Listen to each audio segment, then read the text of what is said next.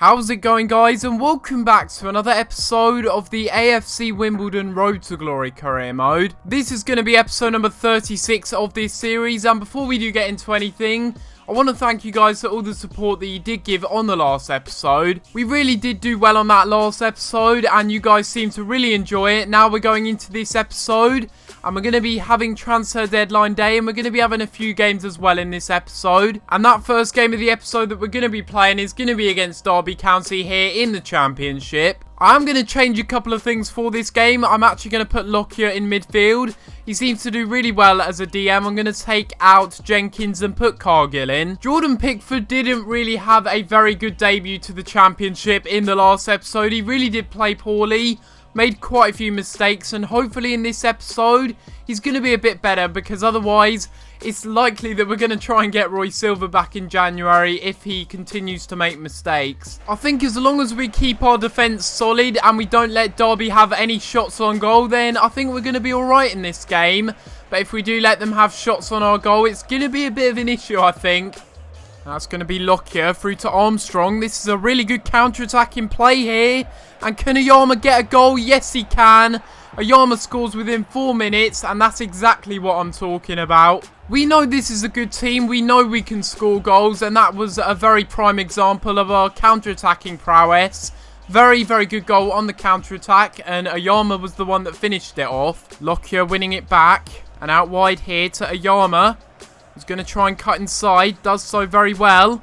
And he's going to keep on going here and try and cut inside again, but we've won a corner. That's very good work by Ayama. And now we're going to take this one. We're going to take it short and pass it to Billy King on the edge of the area, trying to get the cross in. A very good cross and a really good header, and well put into the back of the net. And just like that, it's 2-0. I haven't tried that corner technique in a while, but it really did work there. It paid off. The corner was it was just brilliant. The cross, I mean. It was just absolutely brilliant. The header was even better. And Bailey Cargill, I think that's his first goal in a Wimbledon shirt. 2-0 early on in a game. Does that ring a bell? I think it does. I just remember this game so fondly. Obviously, the Nottingham Forest game where we were 2-0 up. Dominating the game, really doing well. And then in the second half, it just completely collapsed. Hopefully that won't happen here, but we've just got to make sure that we keep our concentration. Free kick here to Derby in the 43rd minute. They're going to get this one into the middle. It's a good delivery. But now we can go on the counter-attack, and this is a good opportunity. We're going to play this up here. And again, that's a really good pass up here to Armstrong. One-on-one with the keeper. And we end up scoring and making it 3-0 just before half-time. And really, this is just a demolition at the moment. But Bree's going down this right-hand side. And he's going to keep on going, actually. And they've left him a lot of space there. And Carson made a good save. And now we have a corner here once again. We're going to play this one short, like for the second goal. And Billy King again. Can he produce a bit of magic? Really good ball again, actually. And we win the header. And Armstrong hits the bar. That's really unlucky. So there we have it. We end up getting a comprehensive 3-0 win from that game. The Derby fans are certainly not going to be happy with that one. But we end up winning 3-0. A nice clean sheet for Pickford as well. Deservedly so as well. Pickford did play a lot better in this game than he did in the other games in the Championship so far.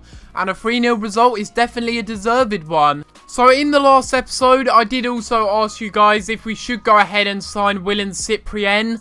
A lot of you did say that I shouldn't actually sign him. And as much as I do want to sign this guy, thank you to the person who suggested him.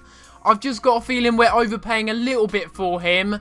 Maybe when we get into the Premier League, or maybe in the January window, he'd be a bit of a suiting fit, but not at the moment. I think it's a bit of an overspend, and I do want to save some money for the January transfer window so that we can go ahead and sign a few pre-contracts as well. I'm going to go ahead and instead make an offer for a short-term solution, really. And we're going to go ahead and make an offer for a regenerated player. He's a random player, I think, but he's 65 overall at the age of 18. He's only on £2 a week, and hopefully he will accept it. He's got some good stats as well. If we go back, we see there he's got some good pace, very good physicals, well-rounded. You know what? It won't hurt us to go ahead and offer him the wage he wants. That's about the amount that Daniel Ledbetter was on. He left the club and that saved a bit of wages per week, so we can spend it on this guy instead. I mean, unless we sell some players, I don't really have any sort of any sort of players that I really want to go in for, not until January anyway. But we have that training session there, and Pickford is almost up to a 69. Brilliant news as well. Joe Sears has come back from his injury. He had a ligament injury at the end of last season, but he's now going to be back and he's going to be competing for a spot with Pickford. He says he wants to understand his role at the club. I guess that's kind of fair enough, really. We'll go ahead and give him 3.6 grand. We'll give him a 4-year deal, and we will also go ahead and give him... What will he be? Realistically, what will he be? He's probably going to be a future first team player more than anything. We now have a game in the second round of the Capital One Cup against Hartlepool United. We are going to sim this one. So we will just go ahead and sim this one. Hope that we end up beating Hartlepool. It is a weak side that we've got fielded, but we end up winning 2-1 regardless. And that is, I believe, Miranda's first goal in a Wimbledon shirt. And we have a contract offer accepted finally from Juan Grazzini. We will bring him in.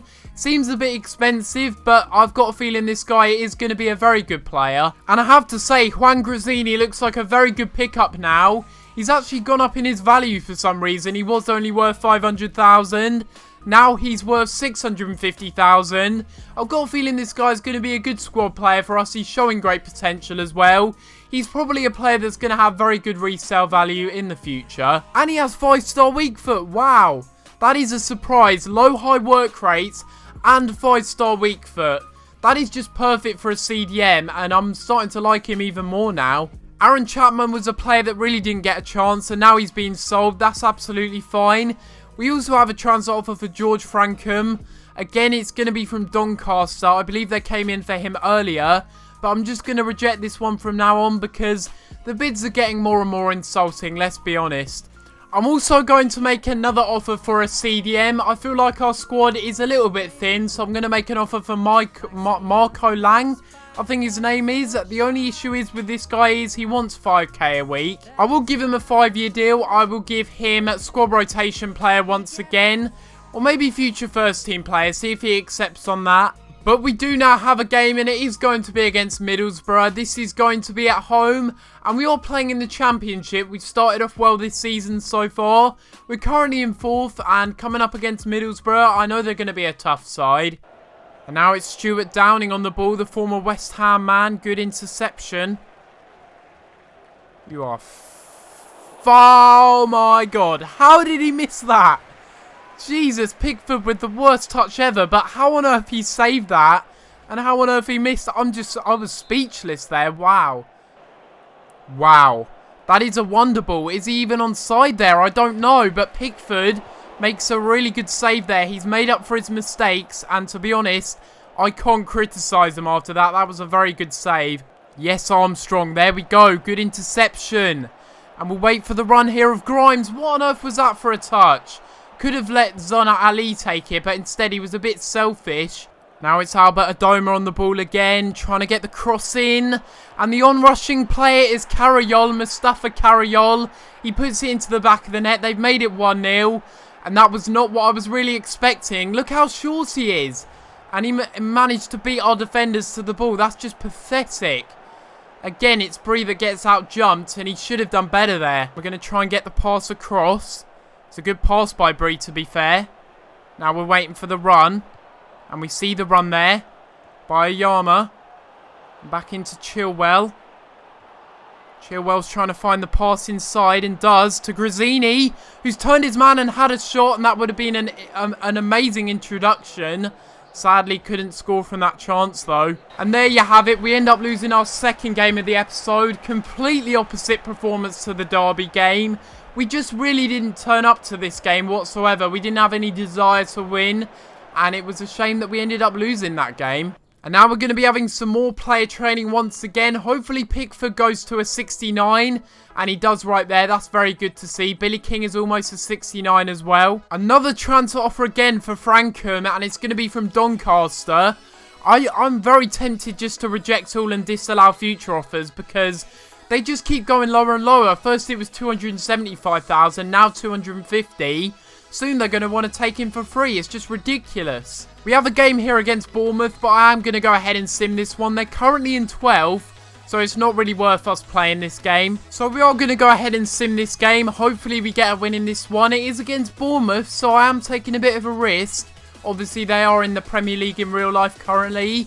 And they're going to have a few good players in their side. But we will skip. And we end up getting a 2-0 win.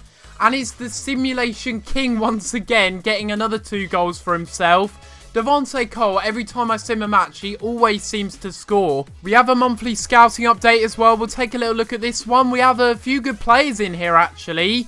Mark McLeod, I think that is, and also Grant Davidson, 2 very good looking players. Right, there we go. We'll sign both of them up, and hopefully they will be good in the future. So now it's going to be into transfer deadline day.